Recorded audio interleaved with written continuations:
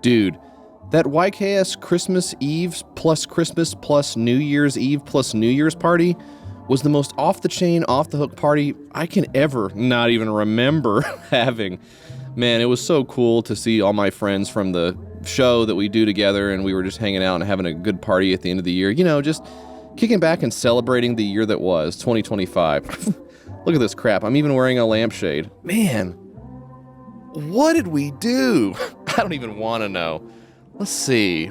I wonder what happened. Well, if I remember correctly, Mike was here. Yeah, that's right. DB, Mike from the show, and he bought the right number of drinks for just him? Whoa, he must have really been messed up. And of course, producer Dan was here as well, and we asked him to look up something on his phone, and he did it. Like, really fast, too. Whoa! That was cool, Dan. Oh yeah, and our social media editor, Madalena, was here. And she's a young woman. So we shook her hand and said hello. And then I think we had a period where we were reading books. And then she said goodnight. And we said, see you later. Plus, I was here. And man, that was a party for the ages. I even, let loose. I sort of hung back in the cut a little, but I was also chilling as well. I just don't know why I haven't been going to parties all this time. You know what I mean? It's like, sure, the invites roll in, but do I ever really take advantage, or do I just kind of say, no, I think I'll stay. I think I'll stay at the crib tonight. I mean, how many times have I said that? Feels like such a waste, you know? God. But this place is a total wreck in here. I mean, you can probably see it on camera. But what a mess. I mean, there's beer cans everywhere. There's freaking... Dan, is that McDonald's wrappers and 7-Eleven grape sodas on the ground? How is this ever going to come out of my carpet? Oh, man. There's even a rag up here from when somebody was eating fruitcake on the couch. Guys, I can't take you anywhere. Not even the same place that we work at all the time. Ugh! This is so nasty. It feels like somebody was having a very sticky pecan in their hand, and then they touched the rag a bunch. What am I supposed to do with this? Put it in the washing machine? I don't want to do that. It's almost 2026, dude. That was some 2025 shit, putting your sticky fingers on a rag. I don't know what's next in 2026. Probably computers. Fruit computers instead of fruitcake. Take a bite out of that. Apple. Well, I guess I'm a little bit behind the 8-ball on this one. I hope you guys had a great holiday season as well, or if you're still in the midst of it, that's really cool too. Maybe you're even about to have a party, and maybe you'll throw on this episode of YKS and let people in the party room sort of marinate in it. And if they pick up on a riff that they want to riff on, they might say, hey, can you pause that for a second? I've got a funny riff. JF just said that Mike's butt smells like Aqua de Jo. And then Dan was like, yeah, and my ball smells like Calvin Klein. And then Mike said to JF, yeah, and your ass, and then you would say, then your ass smells like Drakkar Noir. If that's one of the riffs that you want to do at your holiday party, I think that would probably be huge. Don't do it now. Wait till later. Maybe some more people will filter in. Some older folks who recognize some of the names of those colognes. But really, at the end of the day, just have fun. Because the truth of the matter is, they're not going to remember what was happening at the party anyways. You know what I'm saying? Just chill, just chill. Look, really, as podcasters, we don't have that great of a memory either, Week to week, a new episode comes out. It's about who knows what. The next week, another episode comes out. What's it about? I don't know. That's why we're taking these 2 weeks here at the end of the year to look back at what was. The year, that is. 2025, that is. And releasing a couple of classics from the vault over on patreon.com/yourkickstartersucks, where all of our premium episodes hang out until it gets to be the end of the year and we don't want to do anything else.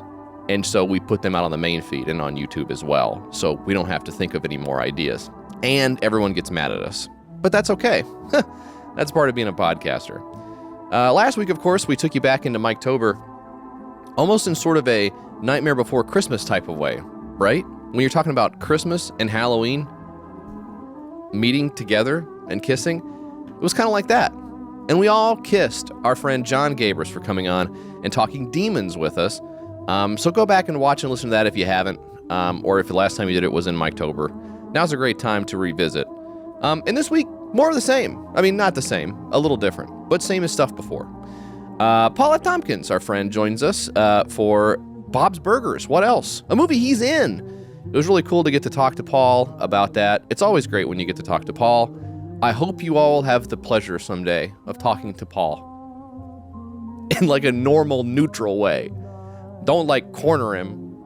He's kind of like, you don't know it just by looking at him, but he's kind of like a wiry, you can tell he's one of those guys who knows like pressure points, right? Like he can kind of, if you're standing right next to him, you might think, yeah, I could probably wallop this guy. But in reality, he's already seeing where the leverage is on your body relative to, like what you'll notice is if you know it, if you're trained, you'll see that Paul sort of like drops his center of gravity a little bit so that he can get the leverage on you. If you're a bigger guy, he's already picturing you flying over his head, right?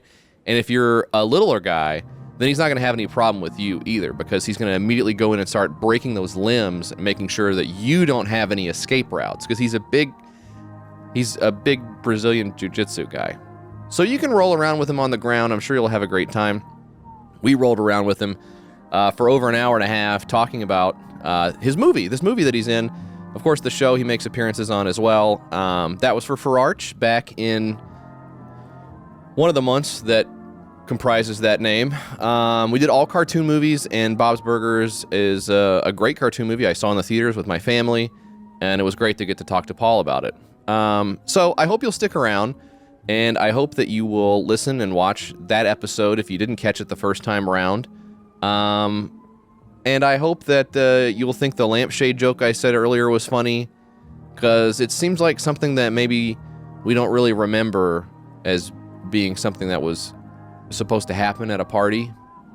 I'm not sure what it means, why you would ever do that, but I haven't drank in a while, so I haven't really had, this was kind of like a new thing for me, like putting this back on, like, how does this feel? Do I want to do this, again? I don't think I do, but, hey, listen, Christmas is in the rearview mirror, and we had some great times here at the house. Of course, Christmas lights, Christmas foods, Christmas desserts, and Christmas presents and all that. But one of the great parts about the holidays for me has got to be the Christmas carols. I'm just thinking about the ones that we sing every year in the house. Silent Night, we love to sing. We love to sing Good King Wenceslas. I can't pronounce it, but trust me, I can sing it. And who could forget Rocking Around the Christmas Tree? I mean, just one of the, one of the all-time, I mean, forget Christmas songs, one of the great songs maybe ever put to paper, for my money. So that's something we did. But, it was kind of interesting that I saw this year they were putting out some new songs for Christmas. This must have been what it was like when Mariah Carey came out with that song She Sings All the Damn Time, when everyone was like, Mariah, please. Obviously we're not going to have another Christmas song. We're good with Good King Wenceslas last. But then, wouldn't you know it, that's the one. Now Mariah Carey's song is the one on the tips of everyone's lips for this year and all the years in the past as well. So it's kind of funny what history can do to you or itself. But this year's no different, really. I thought I could play it for you here. One of the ones that I have been rocking out to. Basically, I won't say around the Christmas tree, but I wanted to.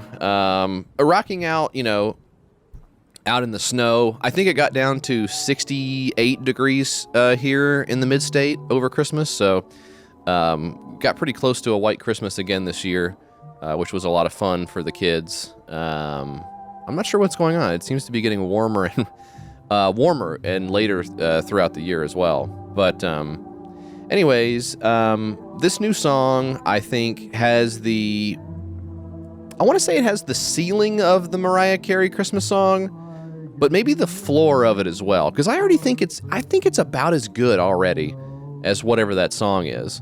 And I think it has the possibility of becoming even more of a big favorite for everyone. So I'm sure you guys have heard it, whether it was at your office party or whether it was whether you was singing it when you went around caroling to the old folks' homes and stuff like that, if you do any of that stupid crap. But this is one's been playing nonstop in our house. I thought I'd play it for you guys. Tell me what you think. We waited all year and it's finally here. The time of the year to spread laughter and cheer. And gather with the family all around the There's a Christmas tree. Yeah. Santa's And it's something you feeling Land- that Christmas spirit. that in your soul. Yeah. You got Gotta believe it. Says it's tree. This is so cool because it's some of the people from today. I wouldn't say celebrities, but it's some of the people that you might know from the day that have been or are in Christmas. And so you can kind of see here one of the men is singing along with the song that we're hearing. And I think they're in a different kind of place or country or city. And I don't know, I just thought this was really interesting because you think of Christmas and you think of like what a tree, grandma's house, all that stuff. And it's like, grandma's dead. So what's next for Christmas? And I kind of wonder if it's these guys. the Rockefeller tree is shining bright. Born in a Italian silent night. I didn't understand that one. Rudolph's on the run. Bringing the boom to everyone. One. That was cool. There's a Cisco truck in the background. Cisco really represents Christmas to a lot of people, probably, right? Like candy canes, probably Cisco makes that. If you go to a place, they probably make the food that's there. So that's kind of cool. It's a big boom Christmas. Big boom Christmas of the year. Was that the Christmas zebra? God, he's popping up in more and more places. That's awesome. As we sing the boom that we bring to everybody. Here it's a boom boom Christmas. Where's the little one? I don't know where the little one guy is. It's Christmas, bring the boom all around the world. Okay, where did you get a cookie? The man who is the bigger man. Where did you get that cookie, please? Have a very cookie Christmas. That could be the next one that they do. It looks like the boy and the girl have the same shoes on. Oh, it's the Jellycat Diner. Oh. Everybody's making up their Christmas list. You better be good or you're gonna get missed. There's double jump. And you don't have a Riz. Isn't that one of the guys? And if you don't go to Christmas, you won't have Riz. That's right, we think it's the very best holiday. All the cookies for Santa with milk in the glass. Ah, Ashley wants a pumpkin, this could be the year. Big Justin wants an e-bike and he's got no fear. Mama Justin. I don't think you should get your kid an e-bike, even if he is like a really annoying celebrity kid. I still think it's dangerous even for them to ride around on the e-bike, because at least get him a helmet, and then you could do the helmet song. 1, 2, 3. Well, I love to wear a helmet. Yes, I do. I don't want my brain to turn into goo. It's called the helmet song. He said, You're gonna break your not in front of the kids. The Rockefeller It's shining bright. Yeah. born in a Italian By the time of midnight. Yeah. Feliz Navidad Wish Dan was here. on the run. bringing the boom to everyone. That was a cool scene. They were filming her taking a film. Boom Christmas, the best Time of the year. the carols we sing. Did they just hang outside of Radio City Music Hall now, hoping Jimmy Fallon walks down and says, "You guys don't have to be out here anymore. You can come up. You can come up here with me, and we'll open a bottle of." The boom that we bring to everybody from far and near. It's a Big boom Christmas. Yeah. Candy canes are twirled. The candy canes are twirled. Christmas brings the boom all around the world. There's the guy who went to Lego. Nice. Christmas is a big boom on the world. Christmas. So, I don't know about you guys, but I'm still in the holiday spirit from that. And I almost don't want it to end. But sadly, like all good things, so it must come to an end, so must also Christmas. But I bet we'll be doing it about this time next year. And actually, speaking of this time next year, that'll be another Christmas for which presents are necessary. And I have the line on a great set of presents you can get for someone if you're the kind of person who likes to buy the Christmas presents in, let's say, December of 2025 and have your card charged immediately, and then have the presents be processed and fulfilled in the month of January, and then possibly receiving the presents to your house in late January or maybe early February, just depending on shipping times and that kind of, and some stuff like that. And then holding on to that present from February all the way to December, or for the next Christmas. And that is shop.yourkickstartersucks.com. If you're listening to this the very day it comes out, keep in mind you've got just a couple of days left on this drop, and then it disappears forever. We got some really cool designs on there that Landon, our merch designer fulfiller, he wears many hats. I actually should show him this one. And he makes hats as well. They're like this very cool YKS hat. Or maybe even this YKS beanie. But we've got your chest covered as well when it comes to a shirt. Just seeing if Dan watches this through or not. Or knows how to use the lasso tool on Photoshop. We'll see. Shop.yourkickstartersucks.com. Go check it out. Pre-orders now. What else do I want to say about that? Oh, I just think it's really cool. I think the stuff looks awesome. We're trying to make this stuff look cool so people will wear it. This doesn't have to be one of those things that you hang up in the closet and you go, am I going to wear this to the gym today? Am I going to wear this to the bank today and have to answer a bunch of questions? Sorry if that's just me projecting about what my inner monologue is like. Maybe you don't care. Maybe you want people to stop and ask you questions. Maybe you want to take a picture with Rizzler in Radio City Music Hall. I don't know what your life is like. The less I know about you, the better. And the more you know about me, something. So go check that out. And while you're there, hey, if you're a Squeeze Louise tier member on the Patreon, you know that you get a merch discount.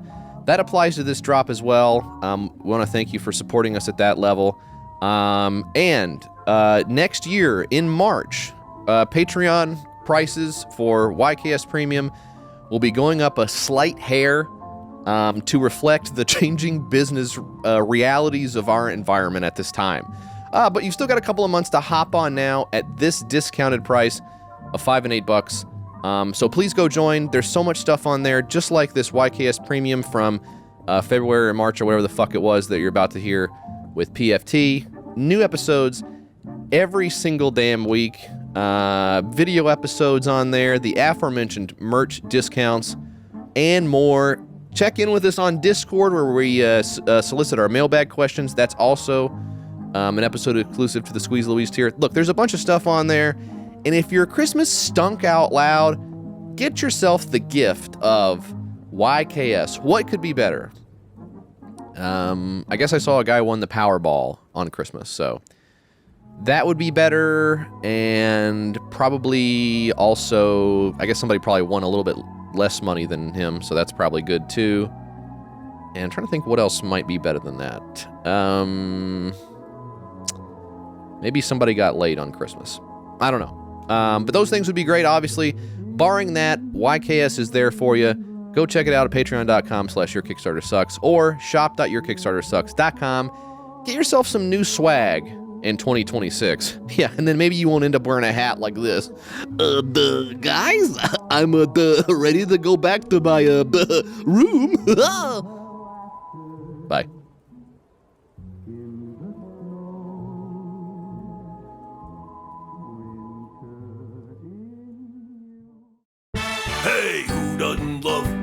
cartoon of a little kid cussing and doing stuff a little kid shouldn't have did.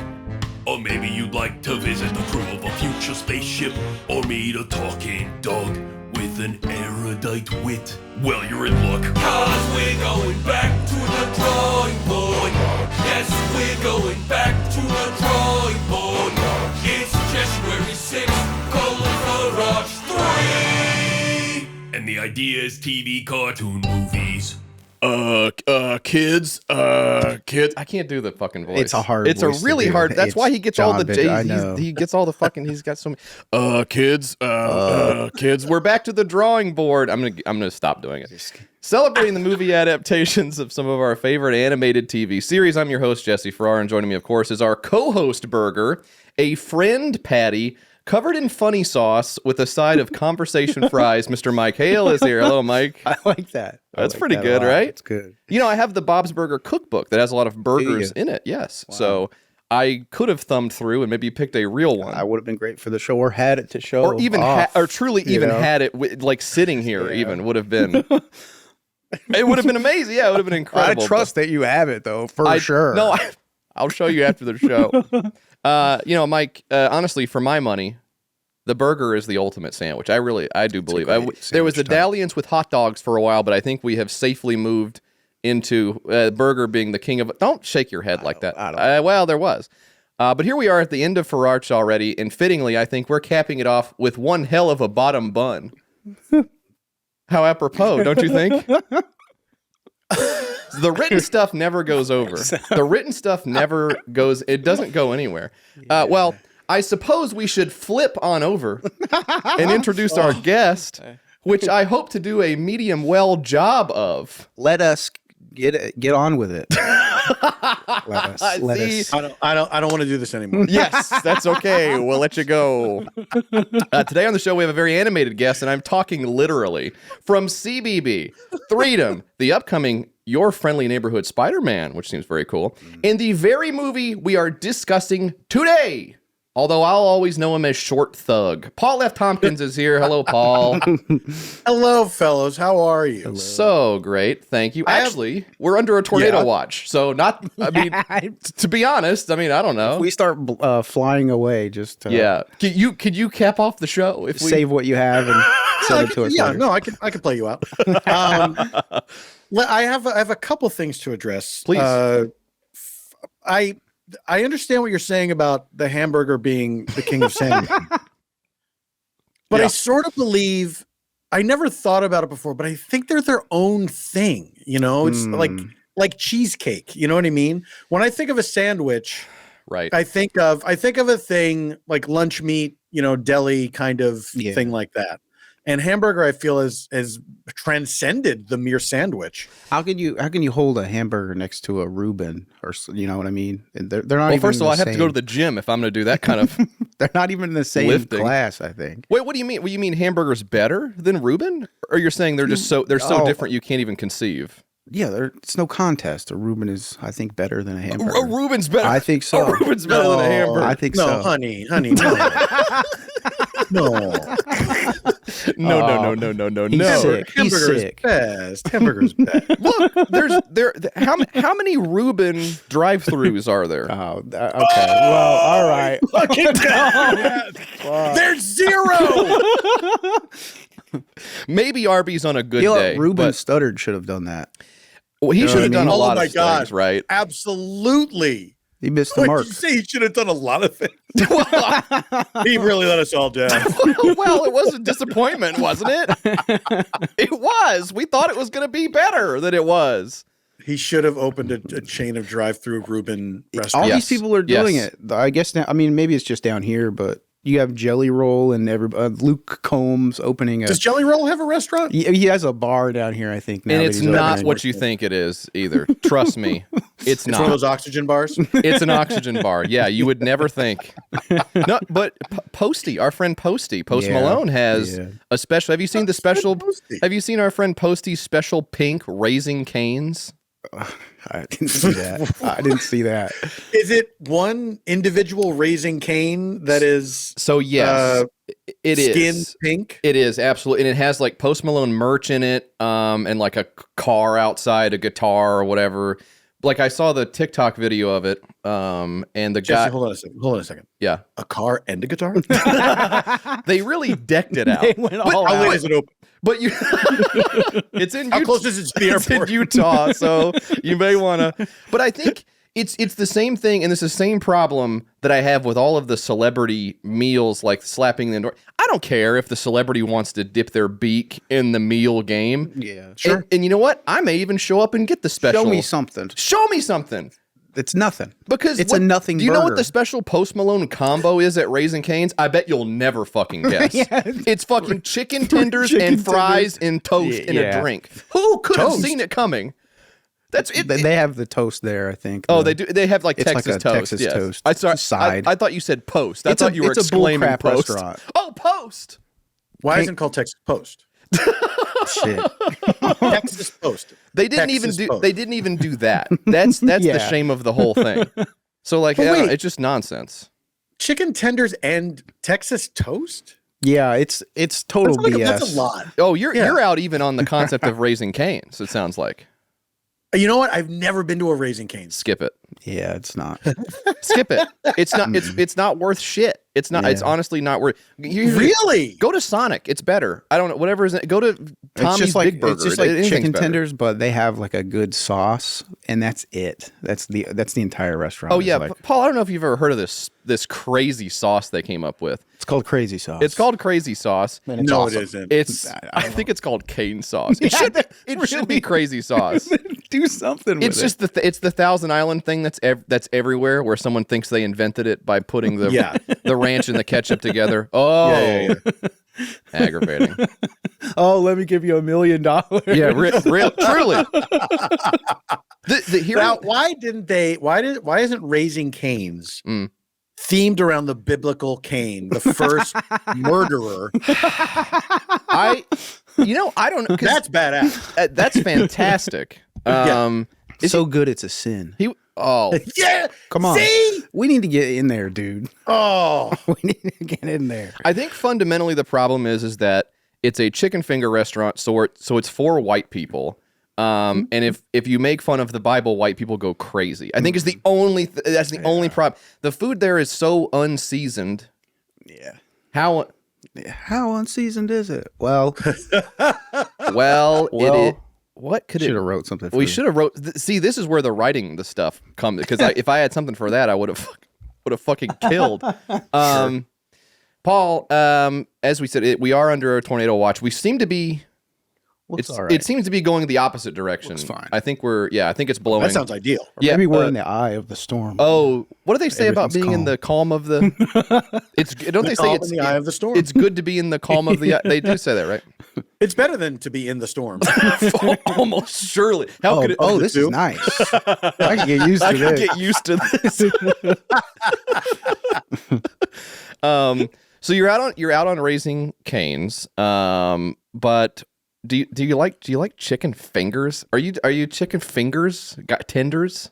Yeah, I'll eat them. I don't seek them out, but Yeah. if they're there, 100%. What's the place out that- on Cane's. What are you in on Mhm. lately? What are you digging in on? You know, Never heard of I haven't. You gotta check it out. You gotta check it out. Gotta check out. Wait, am I from? No, you're good. Oh shit! You're back. Were You're you back. guys frozen, I or were think- you just not liking me? No, you we went were robotic for like a half just second. one half of a second. We were Oh, we were my going. voice do the thing. Yes, Yeah, we were yeah. loving it. That's all right. Yeah, that's great. I haven't done a fast food in a while, because I feel I think I've instilled a guilt in myself Yeah, smart. that. Well, I don't know if it's smart. Like, it's nice to have every once in a while. You know what I mean? Oh, Yeah. I will say, like my wife and I, when we are at our, we just don't have the strength to fight. We will get Shake Shack Yeah. because there's one near us. There's also a taco place called Home State that's near us. I've heard of that. it's it's dangerous when a place like that is close enough to deliver really quickly. Yeah. Because you could abuse that power and you mustn't. Mike was just sharing this. I don't think I saw this, but we're apparently getting an In-N-Out in our county very soon. Yeah. Which Really? Second one in Tennessee. could be a big game changer. Yeah, it's for, like right out from my house. It's going to be a huge problem. It's going to be a big deal. That's the place that when I go to, my in-laws live in Texas. So when I go to Texas, I've dabbled in Whataburger, have never been enthusiastic about any of it, to be honest. But they have the In-N-Out outpost there, and then of course when we go to San Diego or LA or whatever, I'll get the one In-N-Out. When you drive from the airport, you get the In-N-Out, and then you go and live the rest of your life, and it's really good. But I'm excited for it to be here as well. Real nasty. I'm boy excited stuff. for you guys. Well, thanks. I mean, thanks, man. Yeah. I hope we get more of the LA stuff out here, and that way I'll never have to go out there ever again. Like if we get, like, all I'm thinking is like, can we get a Pink's hot dogs out here, please? Ew. Come on. Treat yourself better than that. Can we get Hollywood out here? Like, would it be so crazy for Hollywood to move here? I mean, it ain't here right now, so it's got to be somewhere. Take them to the couch. Why not Nashville of all places, huh? Come on. Sure. When you were, Paul, when you were out here on the CBB tour, which was a long time ago by now, when you were out here looking around, did you find that in your mind, were you thinking this could be the next home of Hollywood when you were you scouting? Oh, well, I mean, Jesse, obviously that's the first thing I do when I go to another city is I consider, could this be the new home of Hollywood? And I don't half-ass it either. I interview people on the street. Right. I say, I'm not recording this. I'm just asking an opinion. And I am recording it, of course. Oh, great. Obviously, it's one-party consent. Record to your heart's content, of course, yeah. Yeah, and that's all that content goes to my YouTube channel. Look at this asshole. And where I ask them a question, they start, and then the edit immediately cuts them off, and then it's like a big stamp that goes, "Look at this asshole." Asshole. I don't know. I mean, there was a lot of stuff happening in Vancouver. There still is. Yeah. Atlanta, a lot of stuff was happening. But then apparently Marvel is moving all their shit to London. Oh, wow. So it's like getting further and further away. Wow. all the business. Damn. It's really wild. It's very rare not rare, but it's there's a lot of like your nightly television still shoots here, your talk shows and after midnights and things like that. But there's not a ton of stuff like there used to be. Like when you go to the lots now, is this fun to talk about? I love it. I'm very interested in eating it up. When you go to the lots now, like Paramount is my favorite lot because it's one of the oldest and most iconic, lots. Sure. And it's really exciting to go onto that lot, but it's like a ghost town. There's hardly anything that's shooting there anymore. And it used to be people all over the place. And now you go and there's just you're passing, like the New York street and everything, just all this shit, lights out, nothing's going on. And it's really kind of sad. That's so odd. My only reference point really for it is our mutual friend Mitch, and he's been in Toronto, right? That's where the Twisted Metal thing was in Toronto. But then I think he was also just the other day, he was out here, he was like in Mississippi or something. I don't know where he was, but he's like the only guy I know who does that kind of stuff, really. But it is weird to see how often he's like not home. Yeah. It's like, that's why you moved there, right? Like, yeah. They tricked us. Yeah. There's a huge trick. They tricked us. And it's like they invited us to a party that wasn't happening. Yeah. And you got used to the nice weather, to the Pink's hot dogs access whenever you wanted. And now it's like, what are you going to do? Pull up and move? I can't. I've established a life here, family, friend. I don't have family here. Friends, chosen family. Friends of the family you choose. Yes. What else? I got a bank account here. Yeah. They make that a big hassle. You have to change bank. Oh my God. Oh, your address doesn't match up on your thing, so we're going to decline your ugh. That's right. You go to debtor's prison. Yeah. Well, they might bring it back, Paul. That one might be coming back. I was listening to the wonderful Stay F Tompkins, which you do with your wife. Oh, thank you, Janie, which is so nice. It's the perfect. Actually, just a few weeks ago, Mike and I made up something to get mad at, which is a husband and wife podcast that they do true crime on. So we got ourselves really mad about this completely fake idea. That's a really healthy thing that we like to do. We do it all the time. We're like, can you just imagine some guy getting mad about this? And then we're like, oh, in a bad mood. Fuck, We get tummy aches off of it. Yeah, our stomachs start to hurt really bad. I get that though. I get that. It's tempting, but but between Demi and Tom's show and yours and Janie's show, look, there's proof that the husband and a wife setup can absolutely work. There's some chemistry between husbands and wives. You can almost see why they did the whole thing, right? Mm-hmm. But I was listening to that, and she was saying that she was recently in a Lowe's. It was a Lowe's ad, Commercial. Yeah. which I think is really cool. But She played the character of DIY woman. That's so. That's very. First of all, I'll just say I think that's very progressive. Don't you think? Well, hopefully one day we can get to DIY person. Right. That's and only then will we stop our woke war we're doing on. Are you a Lowe's? Was that big for you because you're a Lowe's person, or are you a Home Depot man? You don't care one way or the other? I'm not. I mean, my wife actually is more than I am. Okay. I can do some home improvement stuff, but I don't like to do it because I do a bad job. Yeah. Yes. And so there's that thing when you have some sort of professional come over to fix something electrical or something like that. And there is always at first a moment of shame. Yes. You feel, because of our society, you feel emasculated, and you feel like this guy's judging you. Like, you're a man? Why aren't you doing this? Yep. But then I remember, I suck at it. So it's better that this person do it than me make it worse, which I absolutely would do. Yeah, you almost have to psych yourself into believing it somehow. I'm not saying I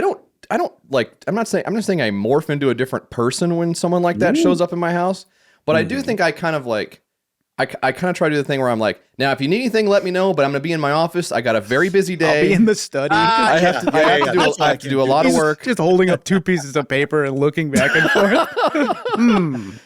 So if he ever has to peek in and say like, hey, where's the bathroom? I'm like, not now. Like there has to be some excuse why I'm not doing I it. see why this guy couldn't fix his own dishwasher. While he's shaking his dick off all over my bathroom floor. That's why. Yeah. I need the plausible deniability, you know. What are you going to do? Be a dishwasher expert? Well, no, you can't. You can't be everything to every. I think the ideal is you have a small amount of mechanical knowledge that you can then transpose into various disciplines. But also, it sucks. So I don't. I'm bad at all of it. Painting, hanging things. I'm terrible at it. Here's my skill set. Pull out that debit card. Yeah. Bam. Bam. And even that one, I'm not that good at, really. But it's taken me a few tries sometimes to get out of it. And that's embarrassing. But I'm a human being. What can I tell you? Let me ask you this. Now I ask this not because I'm not familiar with your body of work, as I told you the last time you were on the show. I think Laboring Under Delusions, it's the perfect stand-up set. I think it's the perfect out. It's beyond reproach. I love it. That's very kind of you. Thank you. But I do have to ask, as someone who works in entertainment but has been around for a long time, when someone in the increasingly rare event, I suppose, for you, where you're introducing yourself to someone who doesn't know anything about you. That is not rare at all, Judge. Give it time. Not rare at all. Give it time. What do you say when they say, what do you do? Oh, it's the worst question, and I try to avoid it as much as possible, because the thing is, when you are in entertainment and somebody doesn't know who you are, they feel bad for you and they assume that you are a failure. Right. And the worst questions are, after what do you do? If you say, I'm an actor, they say, what have I seen you in? What have I seen you in? And you're like, man, I don't fucking know. Nothing. Yeah. How about that? Right. Tell me what you watch. How about this? I'll turn it back around on you. Yeah, really. Go through every TV show, movie that you watch, and I'll say yes or no. What cable plan do you subscribe to? And I'll go through the channels and we'll fucking, if I say I am a comedian, that's worse. Oh, tell me a joke. Tell me a joke. Tell me a joke. They don't wanna say- talk they don't about say the do a little comedians they acting. like that are never the comedians that you like. That is scary. Yes, that is a problem. Anytime I've told somebody that I'm a comedian, they have come back with, you know who I like? The worst person in the world. Every single time. Every time. And I cannot bring myself, even though I do so much of it, to say podcaster. Yes, I was wondering Yeah. if that ever escaped your lips at any point. That feels like the worst one because it's too here's the beauty of podcasting and the problem with podcasting is it's completely democratic. Anyone can do it, but that also means anyone can do it. So if you tell somebody you have a podcast, they're like, great, good for you. Yeah, I have one too. I'll do you one better. Now you've not gotten to this position, and God forbid you ever do. How about adding streamer on the end of podcaster? I honestly feel like that would resonate more with Do you people. think that's better? My nephew does Yes. Oh man, it's so kid coded to me though. I think podcasting has almost become. You know what? It does depend on what the age range of the person that you're talking to. Yes. Yeah, that's Yes. I hope this happens. I hope podcast becomes the aged I hope it becomes old at a certain point because I'm getting more than enough of like the kid shit on Twitch being a streamer. That's more than enough for me. I can't also have the emotional baggage of like, well, podcasting, that's what a 19-year-old does. It needs to be what like a 50-year-old guy does. So I have some kind of credibility to be an Guess adult. what? Consider it taken care of. Consider it taken care of 6 years ago. See, it's funny. Streaming to me, do you mean it's a kid thing like it's for kids or it's something that kids do? Well, I think the perception is that it is exclusively watched by kids, which is, of course, not true. I mean, at its highest point, it literally is, right? Because the biggest streamers who have 50,000 viewers at a time, 49,999 of them are 8 years old. So that is true of them. Whereas if we have 900 people watching, they're all 42. So it's like it is for kids, but it's very aspirational for children in a way that podcasting is. Podcasting is meaningless, I think, to at least kids that are my kids' age. You know. Yeah, I guess they don't really take in any audio only media. No, or to the extent that they do, it's like the things that are exclusively served within the Spotify, the conception of podcasting as a free RSS that goes out everywhere, much less a subscriber-only Patreon feed, which pays the bills of like everyone I know. That's otherworldly. It's just Spotify and 25 ads an hour, and you have to you're still subscribing to Spotify, but also there's still ads on Spotify too, which is That's everything. I'm It's not just really so sure I understand the business of Spotify and podcasting, but. You know, if they want to extend us a generous offer, I mean, by all means, I'd be foolish not to consider. Product. I love the product. Love the product. We love the Spotify product. Obviously, we love the Spotify product. Of course, we love do. to be part of that family. Part of the family, right? I was going to say, yeah. Oh wait, I know. Here's a worse one that you would have to say. YouTuber. That is bad. That's the lowest of the low. That is really bad. Although I think the people who can conceivably say YouTuber are rich beyond our wildest dreams. Oh yeah. But aspiring YouTuber does feel like a real gunshot to the chest. That does. I can feel that burning going inside me. Yeah. Because it encompasses so many evil things. Yes. Right. And all degrees of evil. And it's scary, and I get scared. I am too. Well, because I think in all due respect to anyone we know who does YouTube content exclusively, although Not I can't, for me. I Not can't, for me. and Paul self excludes. I think that the way that YouTube works, algorithmically, you almost have to be stupid and evil at the same time to get anywhere, right? Yeah. Whereas, like, at least with a podcast, it's like, well, it's possible to do a show that's like neutral. I don't know if anyone, but you could do it, you know. You got to seek the stupid out if you're listening to podcasts. Yeah. It's just served up to you. If New T-shirt. Seek out the stupid out. Seek the stupid. That kind of cool. That's not bad. How about this? On the front, it says "Seek the stupid out." Yeah. On the back, it just says podcasts. That is good. Although it will remind me of the character from the Ghostbusters movie. That's the only thing I'll constantly be thinking about. Did you see the new-ish Ghostbusters with? There's a little kid. No, named Podcast don't tell me on there's it. a character named Podcast. There is, yes. No. Yeah, there's a little. No. It's one of the kids. His name's Podcast, and he has the No. he has the If you doll. can of see it. this, he I has have- the doll baby of It's it. been sent to us as No, a joke but that on would- us. That would never happen. Yeah, Is this one of the Stranger Things kids, or is it just some other kid? I think it's. Yes, I think it's that Oh. the one of the smaller I Stranger Things. I can't kids. remember if it's one of the Podcast. Stranger Things kids or just some kid. Which That sucks really bad. this this massively this sucks super. Yeah, it sucks super. God, guys, I don't know if I'm gonna recover from that. That is- I don't know if you've ever seen the emails. how have I avoided hearing this for so long? The emails from the Sony execs, they got hacked when they were doing the Spider-Man thing, and they were like, "Well, Spider-Man should do parkour and be into like Oh, those are so good. EDM music." The ones and that stuff almost like got that. Seth Rogen Yeah, in big trouble, right? It's the same thing, I think so. Oh yeah, right? With The interview. What was it called? Was that what it was called? yes, Oh the interview, yeah.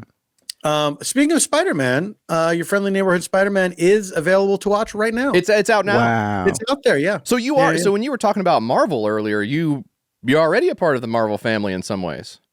I suppose I am. Right. I like to join these iconic universes in the most ancillary way possible, and be part of the world that nobody thinks of or considers. But I think that's great because, like, you think about that happens a lot. Of course, I mean, these. I guess the casts are like bloated in some ways, so it's inevitable. But like, Zach Cherry isn't he in like 3 different like as different? But he has speaking roles in like 3 different movies in the Marvel universe, I think.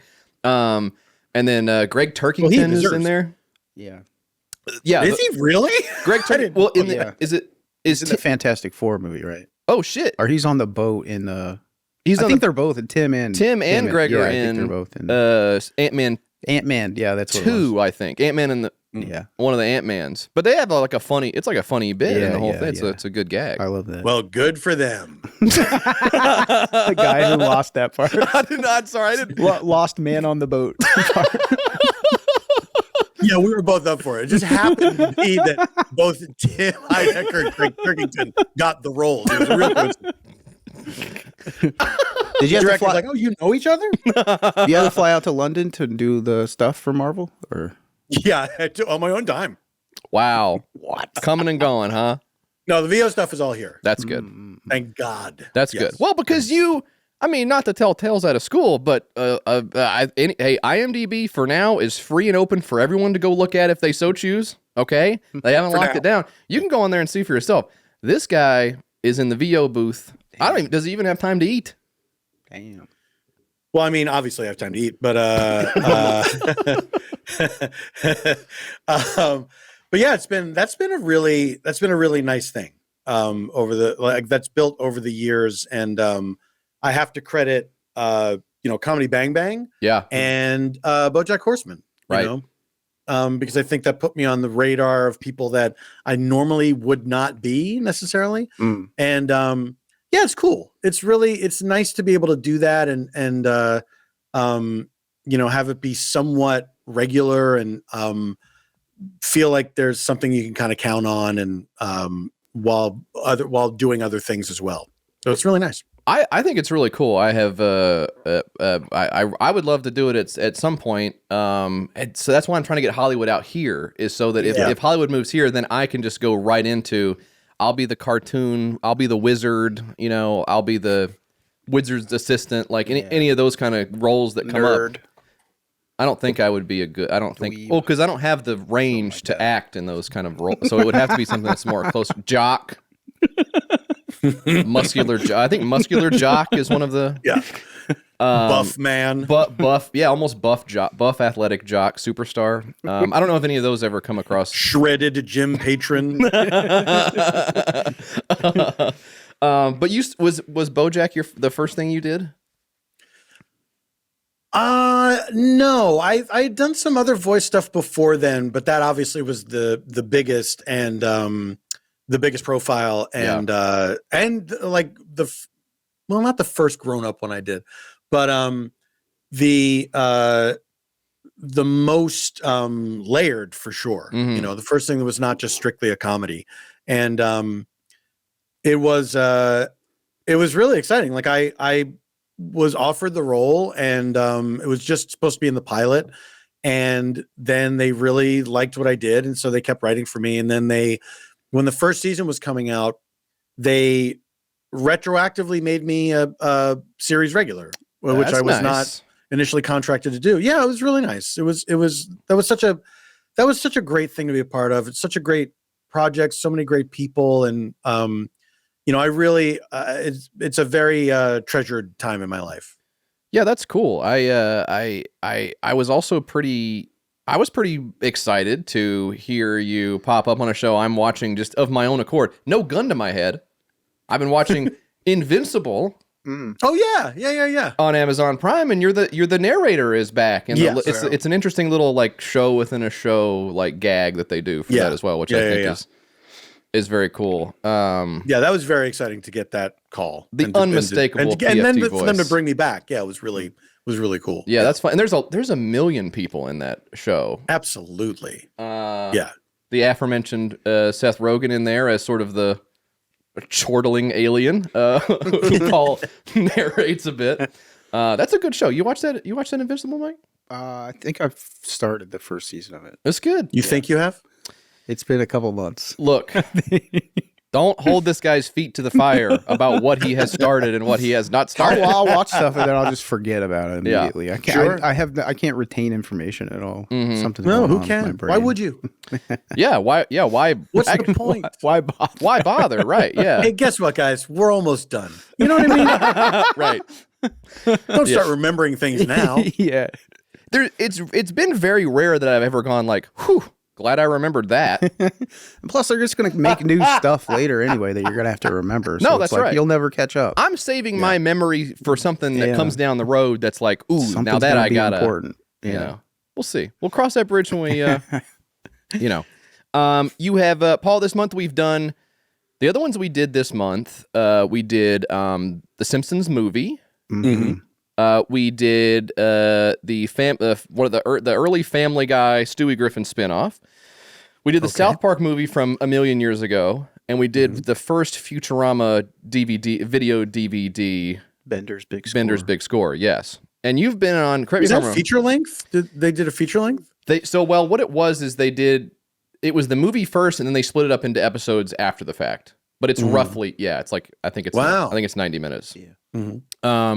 So you've done Bob's Burgers, obviously, talking about that today. And you've been on the show as well.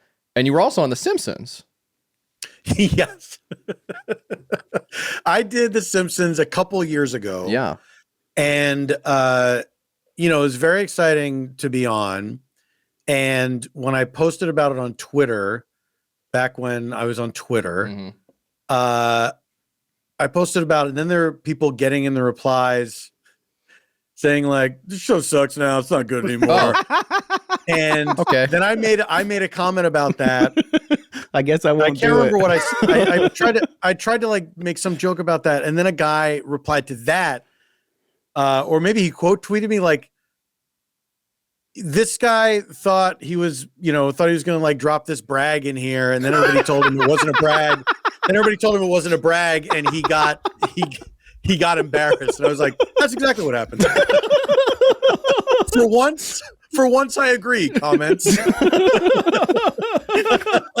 That is exactly what happened. This has been a favorite pastime of Mike's lately as we talked about YouTube earlier, where as we have now we have attempted to the folly of gaining new audience. Just never do it. Don't ever do it. Why bother? Why bother? The audience I have now is fine, and they like me. But let's get some new guys in here to say I'm ugly.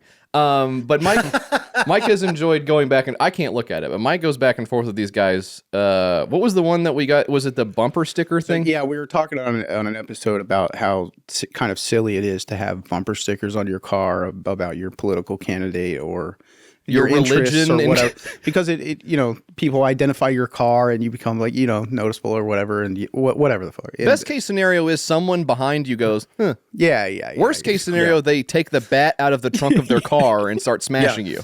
But some guy on YouTube was like, he commented on the clip of that we put up and was like, yeah, why don't you just not have any form of expression at all? To just conform to society and don't do anything. And What a leap! You're talking about like a bumper sticker, dude. Yeah. What a leap! Or the other one I think you got, we made the grave error of saying we actually maybe weren't the biggest fans of Kill Tony and the associated. I mean, we really stepped in it, Paul. Yeah. We whacked the beehive of those guys, and so all the comments were like, "You suck. They're funnier than you. You're a loser." They actually give comedians a chance and like change their life and all these like defenders of that guy and those guys. The best response is just to say, "Yep, just agreeing with him is so funny. You are right. Just like my feelings are like, I am jealous. Poor. You're jealous. Funny. You're poor. And I'm like, poor. yes, that's right. Because they can't go anywhere with it. It's like, well, shit. Yeah, I know you are. I thought this was going to go on longer. It's so fun. I guess I can delete these drafts now. They had a whole thing prepared, probably. Yeah. You just kneecapped This is what you say if he says he's not poor and jealous. This is what you say next. Like they're studying the fucking manual how to tear us apart. The Bob's Burgers movie. Let's talk about this a little bit. This one came out May 27th of 2022. Has already been nearly 3 years since the theatrical release, which seems great. I remember taking I took my eldest to it. She was and remains a big Bob's Burgers fan, so we went to the theater together to watch that movie. That was a lot of fun. It was up against Top Gun Maverick, which was a total annihilator at the box office, even though that one itself was kind of people thought it was disappointing. But this was in the time where it was weird that movies were in the theater at that particular time. I gotta say, movies that whenever somebody says, "Oh, you have to see this on the big screen," I get it, and if it's visually compelling, I understand. Like I really wanted to see Dune, but I didn't see it in the theater, and then I saw it on my TV, and I was like, I'm not into this. Yeah. And I feel like if I had seen it in the theater, I bet I would be much more engaged with it, and I would feel more immersed in the world and everything. I can see that.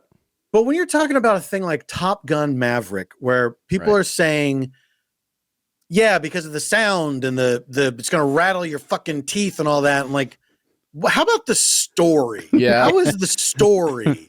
Because I saw that movie on TV too, and I was like, that when they do that thing of just trying to recreate moments from the original thing, it's like we're going to this movie because we remember the original. We already know about the movie that we saw that this was based on. Don't just do that again. Why? It's such a weird. It's so annoying when they do that stuff.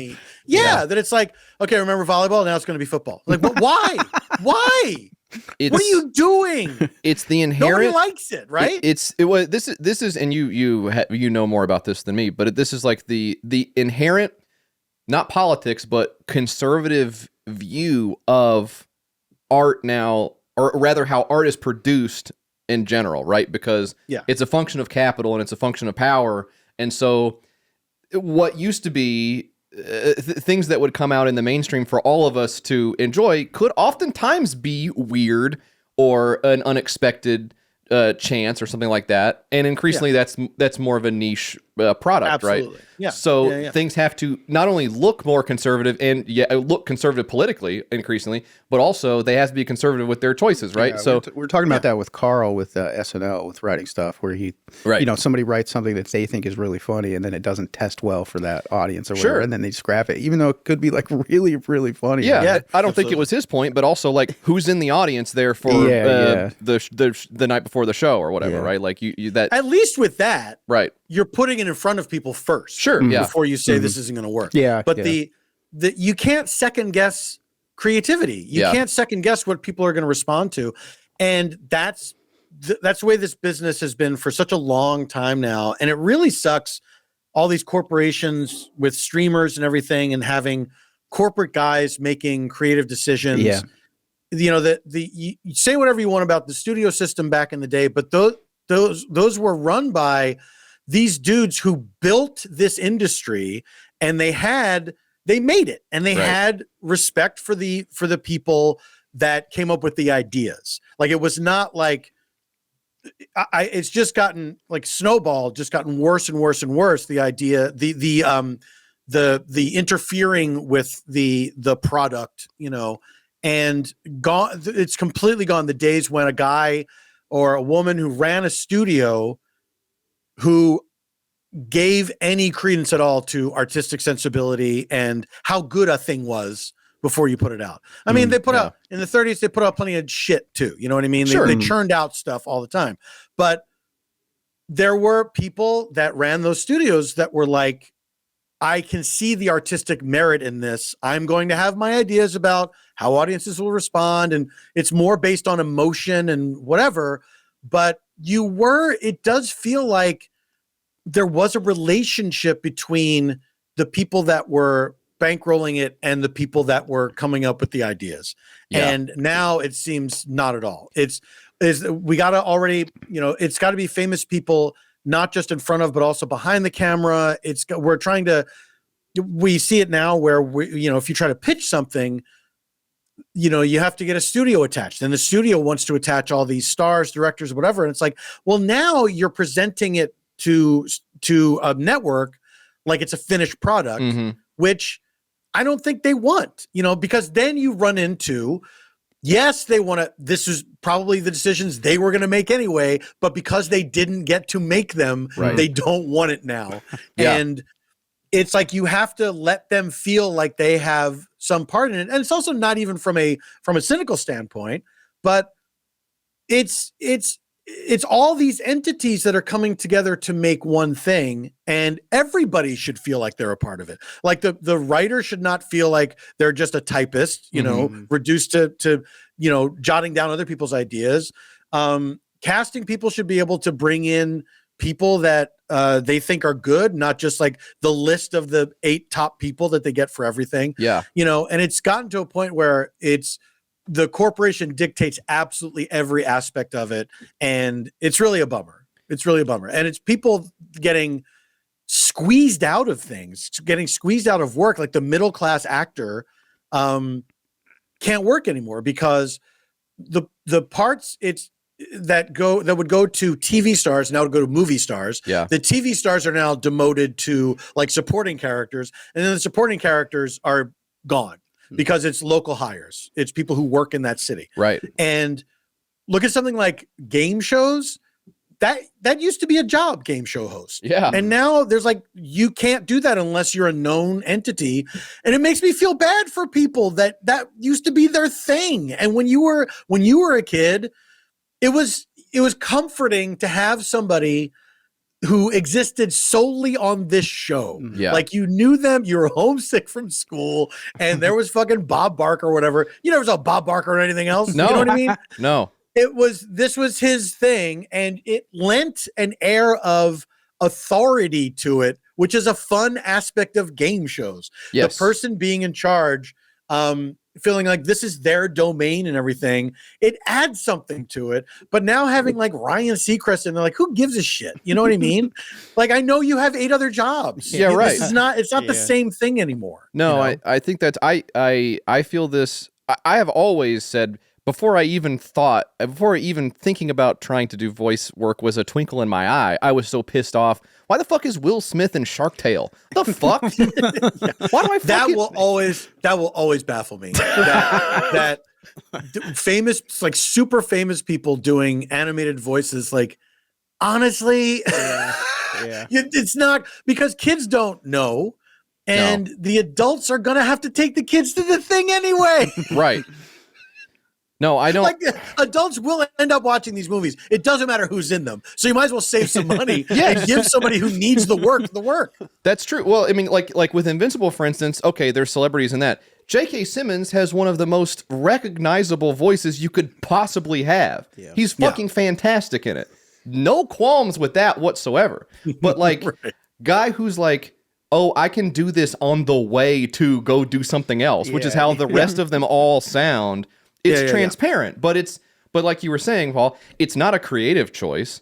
It's because we have to show that this is already a guaranteed success, and when you are at the top of the heap, you're so removed from what would be creatively interesting that to you it actually does seem interesting that Dwayne The Rock Johnson would be the cartoon voice in this, because you're like, who's cool? Probably Dwayne The Rock Johnson. That's the guy I've heard of. Yeah. Because I don't do anything. How are we going to get people to watch this Pixar movie? Right. What can we do? People don't care about Pixar. They care about Dwayne The Rock Johnson. I mean, it's just it's completely baffling. But it's also that same phenomenon is happening on a lesser scale, obviously. But to podcasting, the industry we all love and call home, where it's like it probably wouldn't be that difficult to track the subtraction of the very small amount of dollars that we would get from a potential ad being sucked into the big guaranteed check that is given to a celebrity podcaster who's going to show up and jack off for 55 minutes. And then it's like, do they even read the ad? Like, do they even give a fuck? I'm so tired of these celebrities getting podcasts. Armie Hammer has a podcast now. It's like, dude, you're a successful actor.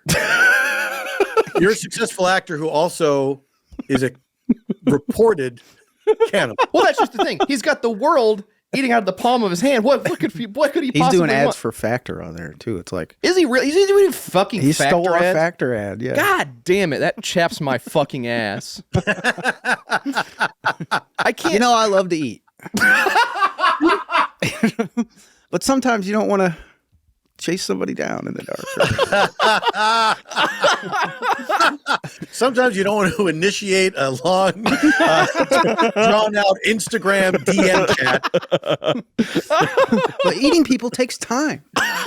Time you'd rather spend on. Widely disputed.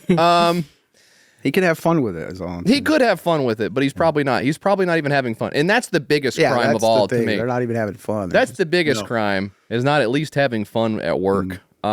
Which I got to say, I imagine recording on the Bob's Burgers movie must have been a lot of fun, Paul. Yeah, it was a blast. I mean, Bob's Burgers is one of the few shows where they try to get everybody in the room at the same time to record, so you can play off of each other and you can find things in the moment, and it's just fun, you know. Yeah. Like VO is enjoyable, but it's night and day when you can be in a room not just by yourself, but with the other people you're interacting with.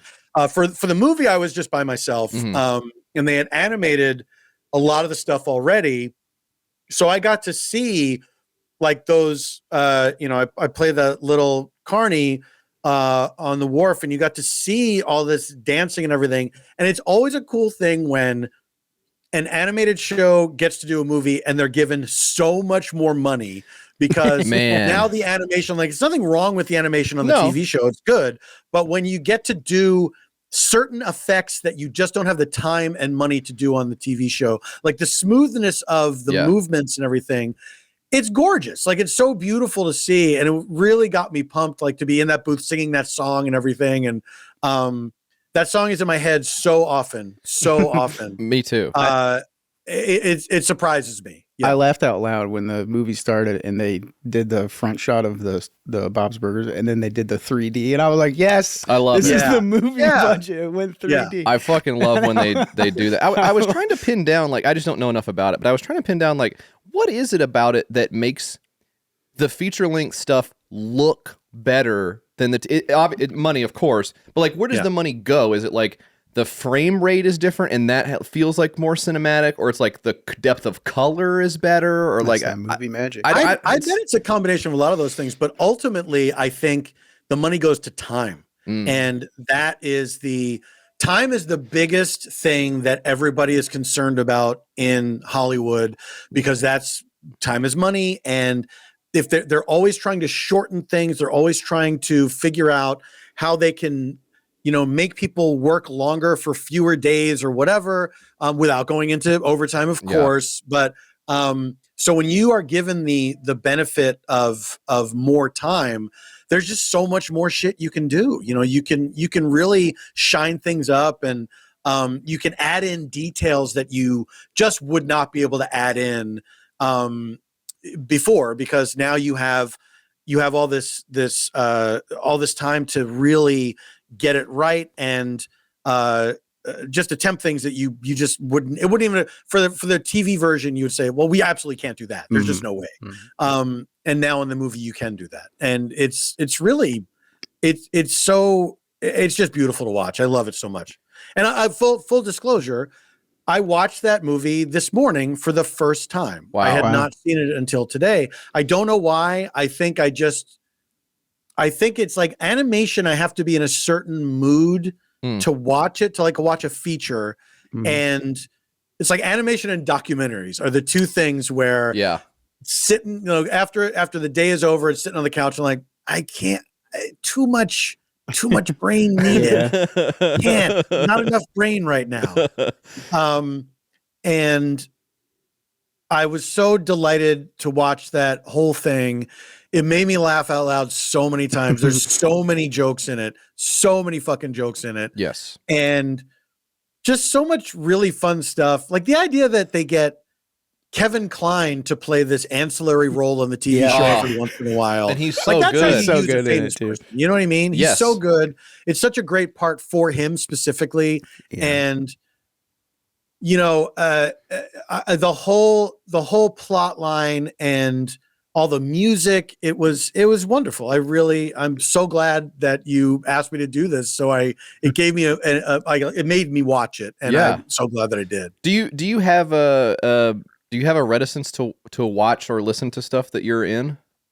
You know what? I do now, and I didn't used to. I used to religiously watch it just to see how did I do? Did it work out? And now I think I'm at a point where I trust myself a little bit more. Yeah. That I don't need to watch it. But also, I think as I've gotten just busier with, so many different projects that I don't listen back to podcasts that I do that much anymore. That's really rare. Also because, especially if it's a show that I like, it's like, well, that's an episode I'm definitely not going to listen to because I'm on it. Yes, that is an easy skip. That's an easy skip. That will either be an episode of the podcast I don't listen to or my least favorite episode of a podcast. So yeah, I don't feel the necessity to do it so much anymore. I trust myself a little bit more. And also remembering, I feel like I have a better gauge of it when I'm leaving the room, from whatever it is, and saying like, yeah, that went well. I feel like I did a good job, and I'm happy with that. And I will also trust the people whose job it is to do this, that they did not make me look like an asshole. Right. So yeah, I don't much anymore, but I might want to go back to doing that because it was really fun to watch that and remember the recording of it, and to also see the people in the show, like Kristen Shaw, who's a friend of mine, Eugene Berman, like to see them doing, like I loved seeing Kristen sing in this. It was like, it really warmed my heart. And I texted her, how much I enjoyed it. And it's so maybe I should do that. I mean, the last thing I really watched in depth that I was in was my episode of Very Important People on Dropout, which it's a great show on the Dropout platform where Vic Michaelis is the host of the show, and they bring on improvisers. It's a fake, interview show. They bring on improvisers who are put into elaborate makeup and costume that they cannot see until right before the shooting begins. Then they have to figure out what their character is, and then the interview is improvised.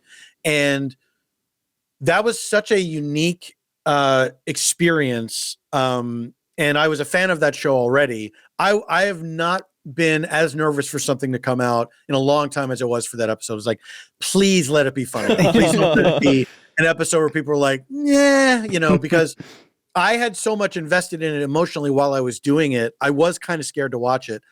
And then when I watched it, I was so pleasantly surprised. I was like, oh, thank God. This is, I'm really enjoying this. And subsequently seeing clips online, it makes me like it even more because I'm seeing singled out moments that I forgot happened even when I watched it for the first time. I was like, hey, that was really funny. That was a really funny exchange that we had.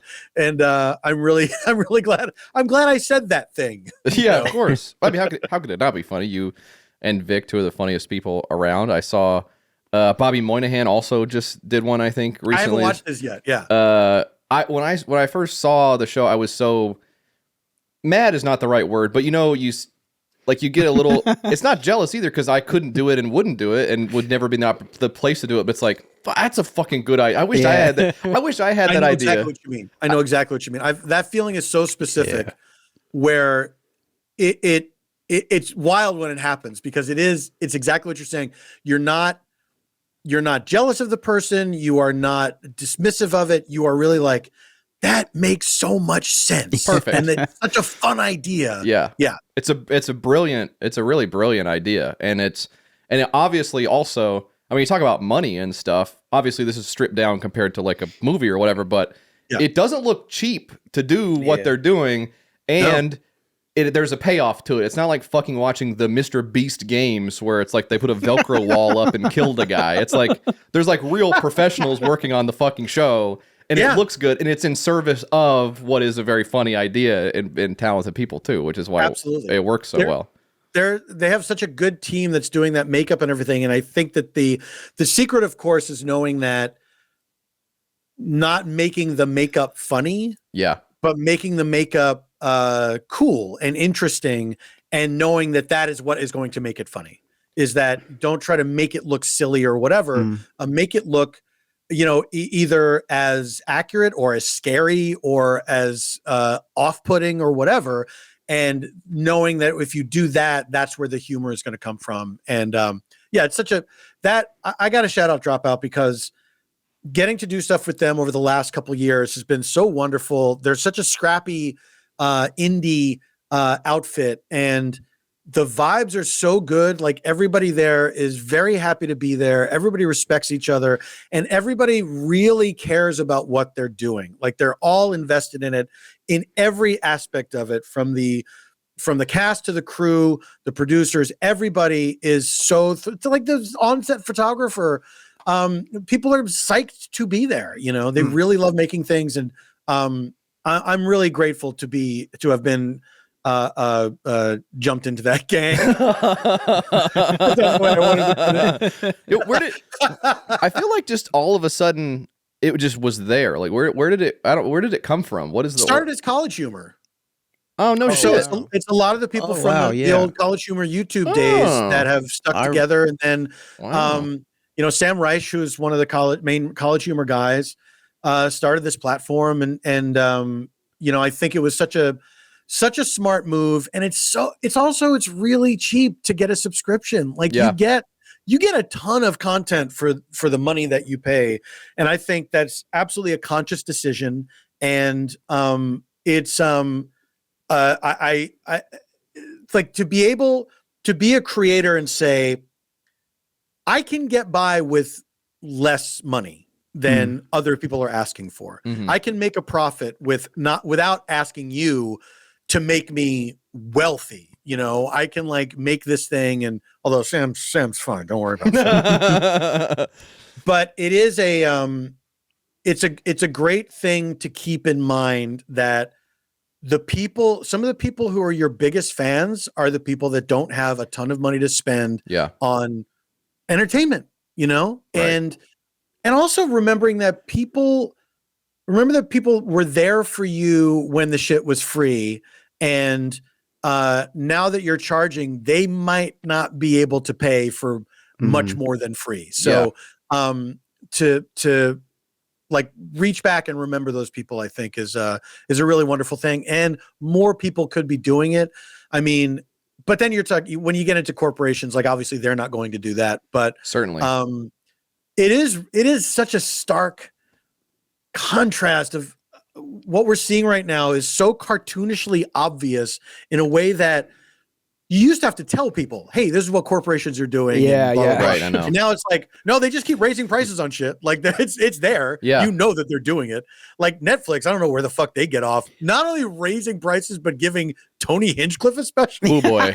Like, wait, but I pay more money for this? He's got, isn't it four specials? Oh yeah, they don't give away just one. Yeah, yeah. What absolutely. are you doing over there? Yeah. Like you said, it's cartoonish, but it speaks to, I think, the difference between, like what you were saying earlier, the difference between the model where the people who are invested in the creativity of it are also to a certain extent in charge of it and don't have this other back end they're actually interested in satisfying their investors or corporations or whatever that's behind them, because those people are at such a far remove. And also the other thing about it is, and this is like the same thing where people say about like I went to Vegas last year or earlier this year. We went to Vegas earlier this year, and it's almost become hack to say like, this was better when the mob ran it. At least they like whatever, you know. Right. And now I'm not going to mount the defense of the mob, but I mean, but go ahead. It sounds like you are. But the point that people are alluding to is like the mob had, for all of their warts. Now, don't get For me all wrong. of their flaws. Now, these are some bad customers. The mob would have. Look, I'm not perfect either. The mob would have, and by the way, did and is, right, suffer when that business is removed from them. So they had, as cynical as it is, like even cynicism would be good. Because it's like you have that cynical self-preservation instinct of like, well, now let's don't squeeze them too hard, you know? Like we got to keep the fucking doors open. But the people in charge don't give a flying fuck if the doors close. We're BlackRock. Yeah. Who gives a fuck? We'll go somewhere else. Like You're saying, like Paramount, I don't know what the corporate structure is, but like whoever's in fucking charge is like, I'll go to the next one. Who gives a rat's ass? You know, it makes no difference with them. They don't have to keep the business going. Whereas, you know, something like Dropout, like, okay, the guy who runs it is fine. But like if that's over, he has to like figure out something else to do. Or he's like, well, now how do I make the thing I want to make? Or this is my It's career. also Whatever. probably because rich people are just not funny.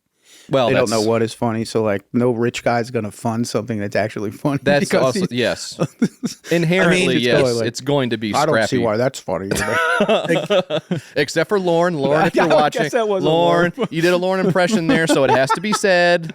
Lauren, Absolutely. very funny. Very good guy. knows what's funny. Love to work with him. Would love to work with Lauren. I'd love to do It's Pat too. I just now's the time. The great thing about working with Lauren is you get to do it forever because anything you make after that, he owns a piece of it and his name will always be on it, no Let's matter go. what it is. Let's go. A terrifying prospect indeed. The other thing, Paul, you mentioned was that you were talking about the songs in this, which, of course, you have a prominent role in what, for my money, is the best song on the soundtrack.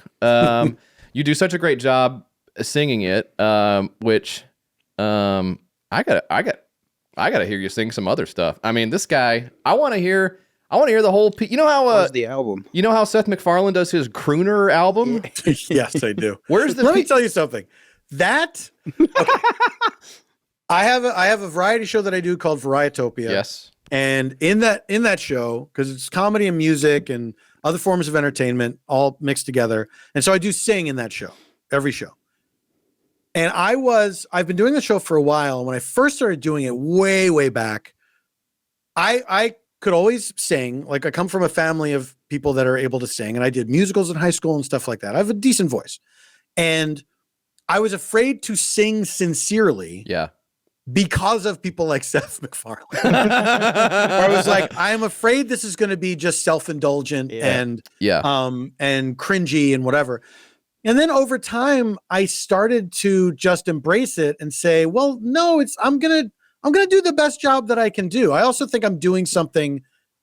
I'm trying, like my song choices and stuff for the show. I try to make it as interesting as possible, so it's not just hey, it's Rat Pack night. You know what I mean? Like I don't want to, I'm not trying to recreate a bygone era or something. I'm trying to do something modern and something interesting.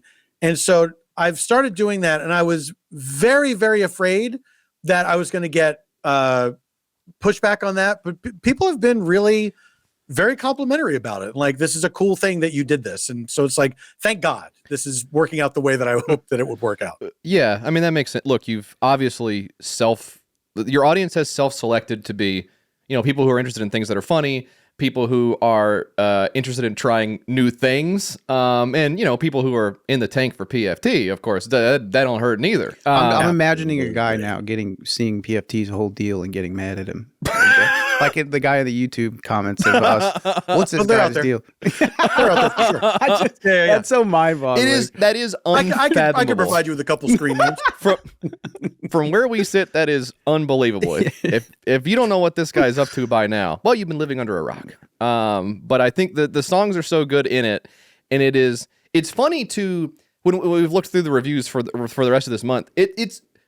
What is it about cartoon movies that's like they go like, well, obviously this is a musical. I don't know what it is. It's like a function of the runtime being longer, or like all cartoon people who make cartoon movies are just like instinctively like, I love musicals, but I don't have a chance to do them. You know? Here's what it is. I think because you can't do it every week on your show, but every once in a while you can have a song in there for some reason, and the songs are fun to write. Yeah. They're really fun and satisfying. So you write it, you do demos, you get the actor to learn it and everything. And then when it all comes together, you see it animated. It's really, for the person who created it, it's so satisfying and fun. And so when you get a chance to do the movie, you're like, we gotta have songs in there, you know? And to me, maybe it's the same for you, but it just makes sense. Like I don't question it. This was not billed as a musical. This movie, you know. But when the music starts, it's just like, yeah, sure. It makes perfect sense because also you don't want to use the word epic to describe a cartoon's plot, but the stakes are inherently they have to be higher, right? Yeah. The Simpsons go to fucking Alaska for no reason, but like you have to do something like that, and yeah. Whether you do it or not, the comments or the reviews from the morons will always be like, this was exactly like an episode of the TV show, or this was nothing like an episode of the TV show. Either way, I don't like it. You're wrong. Yeah. But you do feel like I understand why you would like, I don't know. There is something about the medium of cartoon movie that does lend itself well to this music, to the pacing of the musical, but also it's like, now, I know you're a big musical fan, but there is also something, I think surely you would have to admit, even joyfully, there is something a little bit ridiculous about breaking out into song, like as a real life person in the middle of like something happening. But yeah, like, I mean, it's a guy who's never had a song in his heart. all right, well, I just mean, I could have a song. I will say this. I get why if you're not into that art form or versed in that art form, why it just seems absurd. Because on the face of it, yes, of course it is. But when you realize the idea is the characters are led to sing because of the emotion that they're feeling is so powerful, and it's also supposed to move the plot forward. Yeah. And that's the problem with a lot of with like a jukebox musical. It's like these are pop songs that are self-contained, and you're writing a story around them, but they still don't move the story along. There's just like the character has an idea, and then at the end, they still have to say, now here's what I'm going to do. They have to say it out loud. Yes. But it's when it's done, like, it's like any art form, when it is done right, it's very exciting and very enjoyable, but it's very easy to do it incorrectly. It's very easy to do it, a poor version of it. And it's very easy to go into it thinking, I'm going to change this genre completely. Oh, that's tempting. And I'm sure. Yeah. you're not going to. What happens with it is, and what happens with all art really, is that the form changes, is updated over time. People do try new things, but it's still within the framing of that form. So it's not about breaking the form. It's more about, given the framing of the form, whether it's writing a novel, whether it's music, a musical, a movie, whatever, what can I do to make this a different thing within this frame? So you don't look at it as constraints, but you look at it as, here's the edge of the map, but within this map, I can do whatever the fuck I want. Yeah. You know? And that to me is like, I'm not, as much as I don't like, corporate notes on things and everything, it is good to have something where you say, I'm up against this. I can't fucking do what I would love to do is just break this completely, but I can't. So now I have to figure out a creative way to satisfy myself, and still satisfy the needs of the viewer, of whoever, so that it still feels good to me. Yeah. And that's a fun challenge, that's a fun challenge. I think it's like when it's a true collaboration between all entities, you have to be able to convince each other of things. You know what I mean? Right. Like if you're a studio, you have to be able to convince a director, here's why we think you should do this. And if you're a director, you have to be able to convince the studio, here's why this needs to stay in.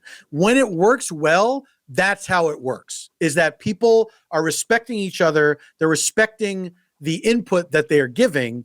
And then you're really making something together. I'm not a big auteur guy. Obviously there's things that I like from auteurs, but the idea of it being absolute so one person's vision being absolute within a medium that is inherently collaborative, I just don't. That's not the way I like to do things. Yeah, there's no shortage of. And I'm a fucking control freak, so there's no shortage of director's cuts where you go like, ugh, okay. Yeah. I see what happened here. Yeah, it's like a lot of that is like very obvious. Did you watch the Godfather 3 director's cut? I have not seen a single second of any of the Godfather films. I'm waiting until I can appreciate them. I don't know. What's the clock on that? I don't. I waited on Indiana Jones until I was in my 20s, and that felt pretty good. So we're playing Godfather by ear. I would say you could probably go at any point. I can rip the cord now. You think? No, you can rip the cord from it. Just know that you can. Okay, good. Well, I tried Scarface, which I know is not the same. I tried Scarface. Sure isn't. And I watched it for 10 minutes, and I said, "Well, this is not. I'm not ready for this yet. I'm putting the cork back on this, and this is going in the You cellar." have such a big list of movies that you have to. I just get can't. through. I just can't. Yeah. But no. I got some of those too. But yeah, I think that. Well, The Godfather.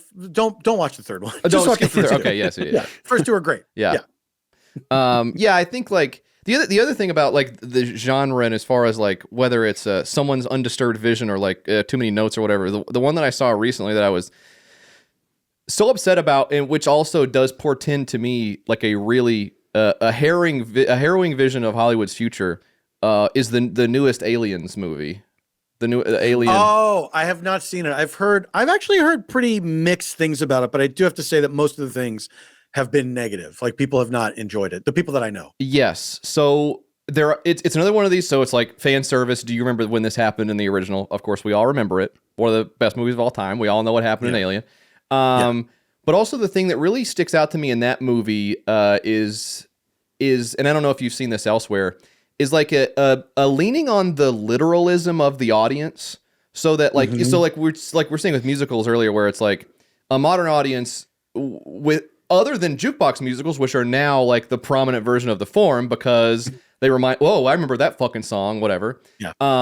The form of music to advance the plot looks almost as ridiculous as like a play or opera, two things we don't do anymore. Or like, what if a Greek chorus showed up in the middle and was like, people in the audience would go like, well, who the fuck is that? How come they can't see how come they can't see what's going on over there? Like there's no understanding of, or like, who's that? Like what's his name? What's the number one complaint about a movie, or especially like a big tentpole movie or whatever, right? It's like, well, how come that didn't make any sense when that happened? And also, how come Captain Marvel was off-world during the events of whatever, or whatever, right? Like anything like that. Like, how come this other character from this other thing didn't show up in this other thing or whatever? Because it's so completely literal.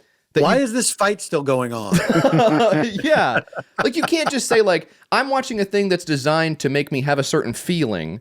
Yeah. And that's where it stops. It has to be like a beginning, middle, and end where the things that play out on the screen are both literal and immediately understandable to me, like in a factual sense, you know? I mean, I feel like a successful form of entertainment, let's say visual entertainment, a movie, a play, whatever,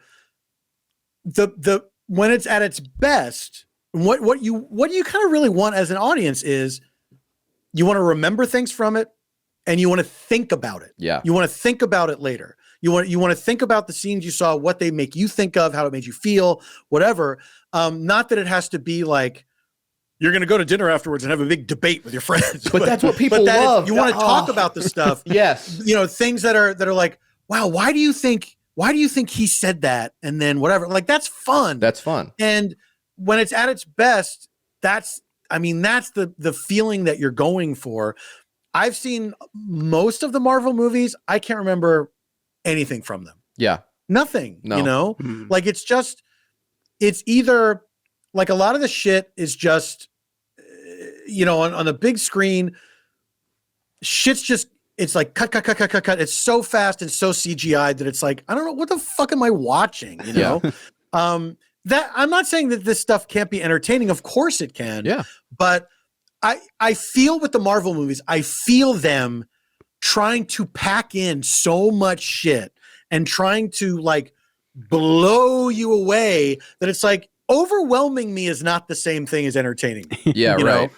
But they want you to leave feeling like you can't say you didn't get your money's worth. You can't say you didn't get your money's worth. We put so much stuff up. You know, I mean, it was a very smart move of them to, in this instance, cast A-list actors and you know, people that are good at acting to ground this stuff and make it feel more real, right? Because you have a relationship to these faces already, and they're good at what they do. So it gives the world stakes that it would be easy to dismiss if it was somebody that you didn't know, you know? Yeah.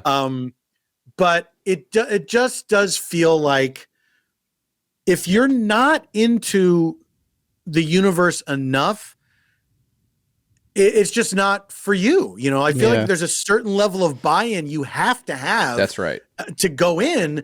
And if you don't have that level, if you're just like, I want to see a fun movie, if that's it, it's not going to be that fun. No, it's fundamentally a different art form. And I say that neutrally because in the same way, like you've cultivated an audience that's interested in a variety of different styles of entertainment, Marvel, not just in the cinematic universe, but also in comic books. That's the audience you've cultivated, is the audience that is like, what happened in the last one? What's happening in the next one? Yeah. That's like what it is. You know, and let's tie up this storyline in a way that clearly indicates that it is now over and we can start a whole new thread, you know, like that's the storytelling that they want. And that's, I mean, I guess neither good nor bad, except for when it becomes ubiquitous and then informs the way that everyone interprets every other piece of art that they consume.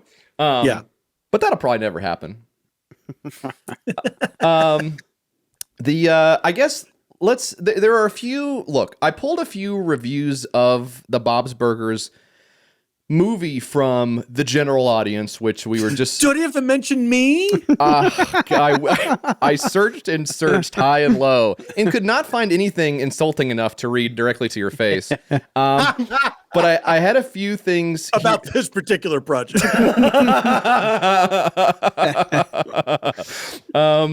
I had a few here that I thought were noteworthy for one reason or another. Mike, you might remember, and these are generally coming from the IMDb message board, which the message board is gone, unfortunately, but the IMDb reviews underneath movies, which you probably don't even know that exists. And why would you seek it out? Why would it be there? Well, for folks like this. Mike, you might remember from our earlier films, The Simpsons and I think maybe Family Guy was the other one. I can't remember. Stephen Paul C. I believe so. Yeah. So this gentleman wrote for Bob's Burgers, LOL, the funniest 01 hour and 42 minute ever, and then several exclamation marks, that's his style. Gotcha. And I thought this guy's very strange, so I searched him up, and there was someone who posted on Reddit 2 years ago. Whenever I look through some audience scores for movies, there is always this Stephen Paul C. who always says, greatest 1.51 minutes ever, or something like that. Is this a bot or just a guy who loves every movie ever? He reposted that on Rotten Tomatoes and r/movies. No responses, but someone else out there has been equally vexed by Stephen Paul C's appearance. Doing the runtime bit. Is it every animated movie? Is it every movie? I have no idea because you can't look at users' profiles. Yeah. So he's just doing the bit for himself. You have to come across it naturally. I respect that. For Bob's Burgers, there's like 1,000 audience reviews. So it's just some crazy guy. Yeah. And that's who should be reviewing movies. I feel like that's more of because he has an angle on it, you know? Let's see. Gary W rates it 1.5 stars. That's not very generous. Says Loved the TV show, but this felt like it was forced laughs with very little writing involved. Now, Paul, you were in the building Very for some of little this. Did you feel like there was there just not that much writing in it? I remember getting the script and there was like a title page, Right. and then there would be like, you know, words on every page to like page 10. Oof. Then it went to every other page. Then eventually it was a word every other page. Okay. And then eventually I think like 40 blank pages. So I gotta say, not much writing. The Fox inkjet was just out of turquoise, which is like, why can't you just print in black and white if you don't have the huge font too. Huge font. Yeah, that's the problem. Was it a thing when you were doing the VO work that you could kind of riff and make it up, go outside of the lines a little bit, or was it like you just read the fucking script? For that one in particular, I think it was just read the script because they had so much of the animation done already. Oh, yeah, and it's like there's a certain period where they've done some of it and you still have room to maybe, you know, because it's not finalized. Yeah. And then somewhere it's like you have to match this exactly. But on that one, I think it was pretty much as scripted. And then Lauren Bouchard, who created it, would give me alternate lines to say or whatever, or you know, sometimes you get to they'll just let you go like for a certain like reaction. Like I think when I'm walking away from the pier with the guy in the costume and he says I have a date later and I say, oh, good for you. I think yes, like there may have been a few variations on that, you know. Yeah. I really enjoy doing that kind of shit. Just doing alts, you know, and then seeing which one they pick is a lot of fun. That felt like a very, I mean, the song, of course, is great, but that particular line felt like a very quintessential PFT. I don't know what it is. Just like conversationally funny. I don't know. I'm not sure what it is, but that did make me smile a lot. Leilani says, this is 5 stars. Super funny. Loved how they incorporated small parts of the TV show. Now that's interesting. That is smart. So they, for the movie, they said, you know, let's put a little sousson of the Bob's Burgers TV. That's not a bad idea, really. Why start from scratch on this whole thing? We already have all these ideas that we already came up with. Why not use some of them in the... Getting halfway through the Bob's Burgers movie and going like, should Bob be in this? Surely, right? Sometimes a sousson can add a frisson. Ethan gives it 1.5 stars and says, I'm a huge fan of the television series. That being said, and then we got a full carriage stop here. I don't know why. Why is this movie? Who is it for? The movie spoon feeds you every character like it's the first time seeing them, and the story is just a clip show of the best episodes of season 1 and 2. This part I think is interesting. He says, this movie reeks of Hollywood meddling. I'm very disappointed. Did Hollywood have anything to do with this? Did they meddle on this? That pisses me off. Of Hollywood meddling. I mean, it's funny how people don't make concessions for an adaptation. Yes. You know what I mean? Yeah. And it happened, you see it a lot where they're like, oh, they didn't put this in there. They didn't put that in there. And it's like, yeah, man, it's a different thing. Yeah. You can't just, that's why Stephen King is out of his mind because he didn't like The Shining. Like, you're dumb. Yeah. If you, even as the author of that book, cannot look at that movie and say, that's good. It's a good movie. It's enough of my stuff that's in there. It's a logical adaptation to the screen of a doorstop book. Right. You know what I mean? Right. Then he makes a 6-hour version of it for TV. Like, yeah, you're wrong. The guy's you're wrong, dude. I mean, He has bad opinions also on capital punishment. He sure does, mate. Let's get that guy. But if you are saying things like Electric chair for that guy. Be careful what you wish for. It's some of his book. You believe in capital punishment, you should be put to death. The idea that you can't say, "Oh, I get it." So there might be people watching this for the first time, and so you're explaining, you're giving a little background on the characters. That's not. Yeah. That's a minor. It's not even a concession. It's just like we're keeping in mind that some people may not be overly familiar with this world, and so here's who everybody is in a very brief way. Like, come on, dude. Like, they're trying to make this for everybody, which, by the way, is a good thing. Right. Like, that's a that's somebody who cares about what they're doing. If they're saying, we want to bring everybody in, this is for everybody. Maybe you haven't seen the TV show, and maybe for whatever reason you're watching this. We're just going to very briefly tell you who everybody is in a fun way. Yeah, it's not like they made the characters look at the camera and go, "Well, I'm Bob from Bob's Burgers, by the way." It's like I don't even know what the introduction was. It's the same mindset thing you were talking about, where people can't comprehend why a character in a movie would do something this certain way, or why this writer of the movie made this character do this or whatever. They just can't envision like somebody like writing something that doesn't 100% conform with what they think should, and they just have to tell somebody about it, which is it's an unsympathetic, uncharitable view of what it takes to create something. It's like a non-creative person like critiquing. It's always gonna be be funny, because they're sitting there like scratching their ass through the whole thing. Like they're not, you know what I mean? I mean, sorry, but they are. JRGB gives it 2 stars and says, if I want to see a movie with a lot of singing, I'll watch a Disney movie. I hate Disney movies. Wow. Dang. So I guess that's a twist at the end. Yeah. Wasn't that interesting? And guess what? Because I thought he just doesn't like the singing. This he doesn't like. He doesn't like it at all. Yeah. Oh, and by the way, I hate those kinds of movies. Oh, and by the way, I hate those. Let's see. Blocked website says Jamie1122343 $$$$$$$44 love you all love miss you miss. That's 5 stars. Now I am seeing this exact review on a lot of other movies. I don't know. This was June of 2022, so I don't know if that maybe they just had a busy day at the theater. Donald says, terrible, so disappointing. Upside, best nape I have had in a while. Best nape. Side note, Regal seat D3 in Theater 2 is beat to hell, and despite how uncomfortable it was, I managed an hour and 15-minute nape. He took a nape during the movie, man. Nape is absolutely sending me to the stratosphere. Nape. This movie was so bad, I took a nape during it. And did he name the specific numbered chair that he sat in? Yes, in the specific theater of a Regal. Obviously, we don't have Donald W.'s location, but somewhere Regal is not living up to the ticket price on seat. Donald W. has read the Regal to filth. Boy. Well, those are the reviews from a bunch of morons. Paul, let me ask you something. I don't want to take up too much of your time here. You are off. I mean, quite literally. Is it this week or next? This comes out at the end of the month, so you will probably have already crossed the world's oceans by that time. I think I'm. You're around the world in some 80 days, I think. I am not around the world. Okay.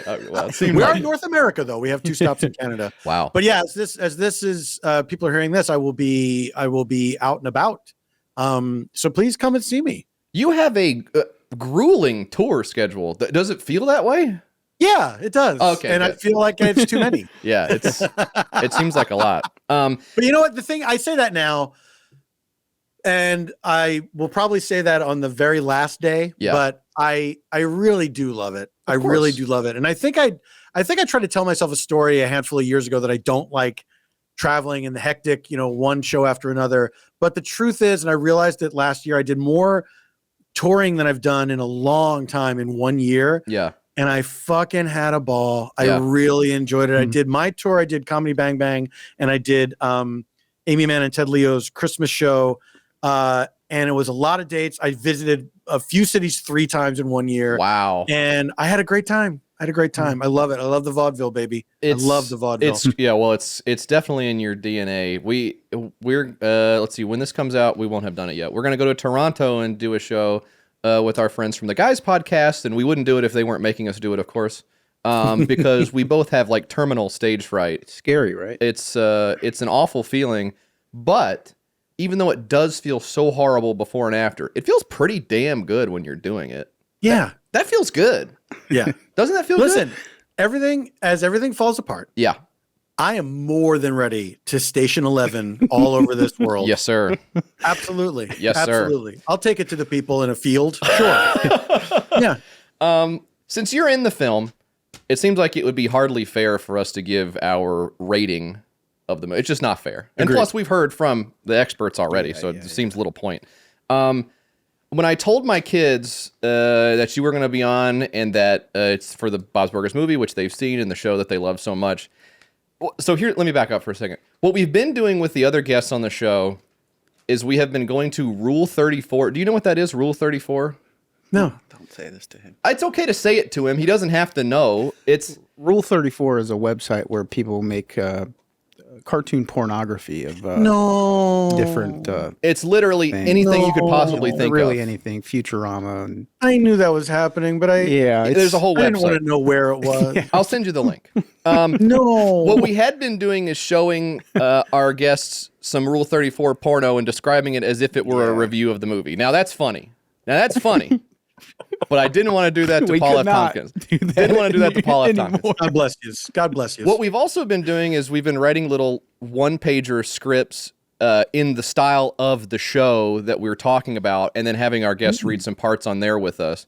And then I had a realization yesterday, which is, so the running gag of all of them, people will have heard it by the time this comes out. The running gag of all of them is basically I find a way to mutilate and kill Elon Musk in every single one of them in the logic of the world. Yeah. Which I think is, like you said, a fun challenge, right? Absolutely. And also so cathartic as well. I realized I sent it to Carl to do.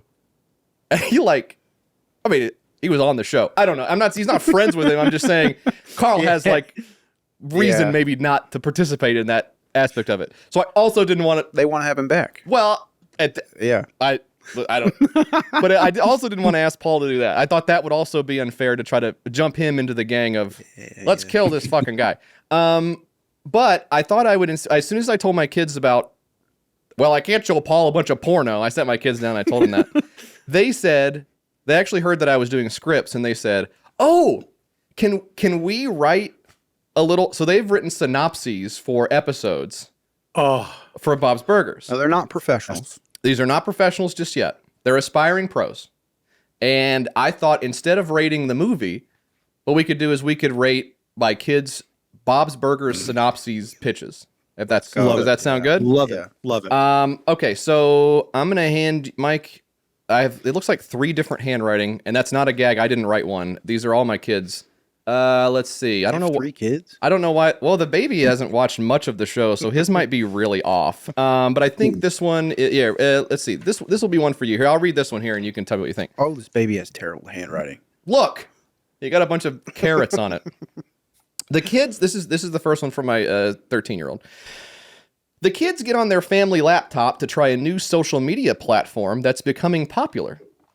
I love this. Bob and Linda notice the kids become too obsessed with it and try to take them off of it.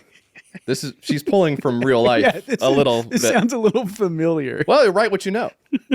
Louise makes a bet saying if they can get more subscribers than the kids, they'll get off the social media platform. If they don't, the parents have to let them keep the platform and they have to let the kids make an embarrassing video of them to post. Every parent's worst nightmare. That is harrowing. But I could see how this could work, right? And then at the end, maybe over the credits, we see the video of them. Of course. Right. I do think also adding on to the thing we're talking about, I think it's crazy that they do have songs in Bob's Burgers like all the time. Yeah.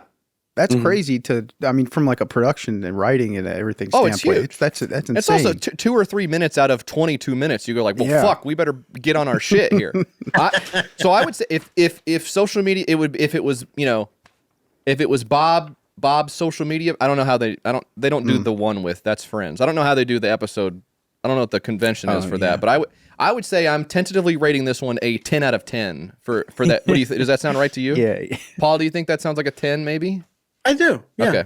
All right. I can see that one. Yeah. Mike, this is also from the 13-year-old. What do you got over there? Tina is sick and home alone. A new good-looking sub comes to sub for Louise and Jean's and Millie's art class.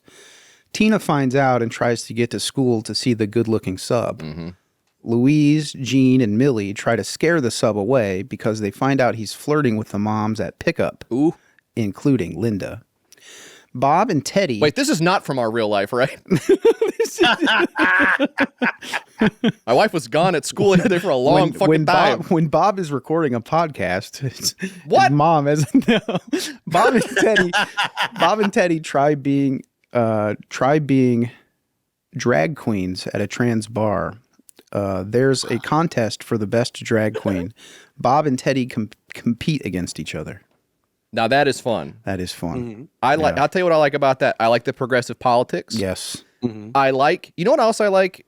We were talking about challenges earlier when it comes to writing and stuff like that. I think character sick or like locked in, that forced perspective of, now we go over here for the B plot, but then we're back over here. And Tina, who my favorite character is Tina. She's so funny. Mm-hmm. She's going through all this stuff. Snot's coming out of her nose. She's like, oh, I want to see the, that's funny. Come on. That's a 10 out of 10 every day, right? And who could play the good-looking sub but Dwayne The Rock Johnson? Perfect. There we go. Unbelievable. Now, from our junior writing team, my 11-year-old heard that my 13-year-old had done this and became quite jealous. She was on deadline for this. This was like an hour before we started. Yeah. She was like, I want to do one. I was coming up the stairs. Give me a coffee now. She was screaming at her assistant, my baby. He was out. This is her attempt. Here we go. Bob and Linda leave the kids home with their landlord, Mr. Fishodor. She spells that right, by the way. Wow. Wow. While they go and help Gail with her relationship. Gail also very funny if you don't know Gail. On the other hand, Tina wants to try for the dance team because Jimmy Jr. is trying out. My kid is trying out for the dance team. But Bob and Linda says it is too expensive. It is very expensive. So on the night they're being babysat, they lock Mr. Fishodor in the restaurant and go to Tina's tryout. In the end, Tina doesn't get on the dance team, but neither does Jimmy Jr. Oh God. That's great. I hope that we don't, although it is very expensive, but I hope that doesn't come to pass. I still rated it a 10 out of 10. I think a beautiful story being told there. Young love and Mr. Fishodor. I hope they can get Kevin for the show. I assume they will. 9 out of 10 for me. 9 out of 10. I'll pass that along. I want to see Mr. Fishodor ending up babysitting. Well, it's a little, it's a fish out of water, certainly, yes. Paul had some notes on this. One note. That's pretty good. As far as Hollywood meddling goes, I mean, you could certainly do a lot worse. Paul, thank you so much for coming on again and talking to us. It's so nice to talk to you. Absolutely. It was my pleasure. Thanks for having me, guys. I'm looking now at so this You have a show tomorrow, right? Probably. I think you do have Knowing me? Yeah. At the Lodge Room. That's yes. Today is our St. Patrick's Day show. Yeah. Oh, that's fun. St. Patty's Day is coming up. What a hoot that'll be. It's our third annual, and it's sold out at Lodge Room, and it's going to be live streamed. Oh, that's okay. Well, I'll be tuning in for that after I drive the snakes out, of course. This will come out at the end of March, as I said, and then you are very shortly thereafter off on the Variaturpia, with dates basically everywhere.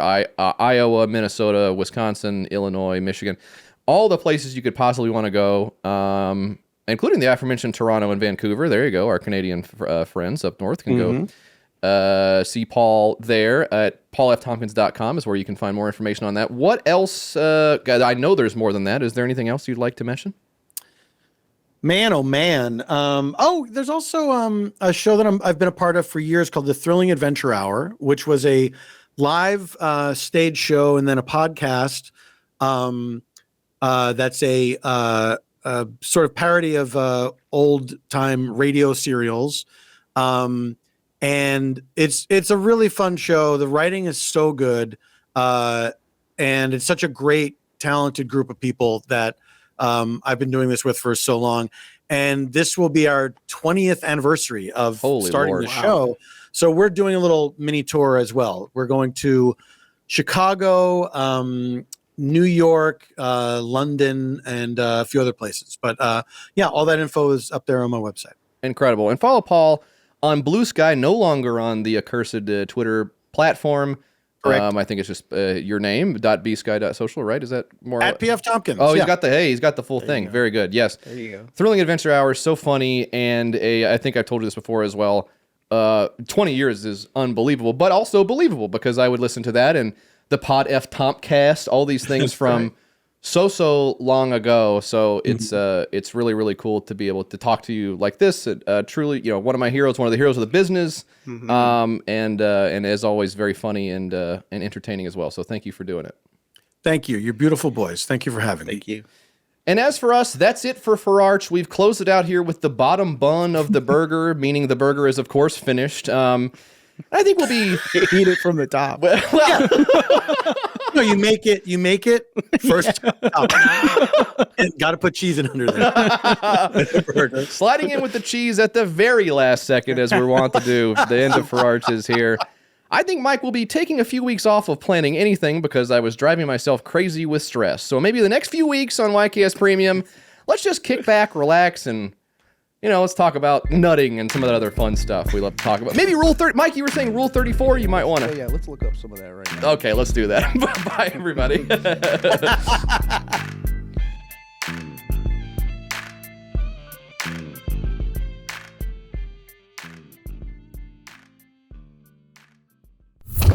£1,000 head.